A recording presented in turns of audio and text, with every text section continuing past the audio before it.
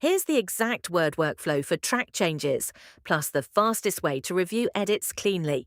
You'll switch tracking on, make edits visible, and then clean up changes with Accept or Reject. First, open the Review tab.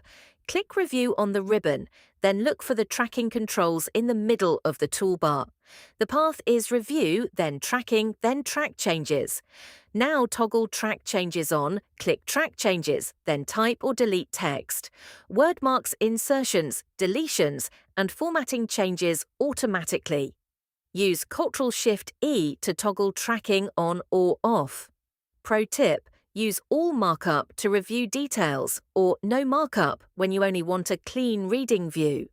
Since you're already drafting in Word, Gentext helps with citations and bibliography work beside the review process. Gentext is a Word add-in for citations, paraphrasing, and bibliography.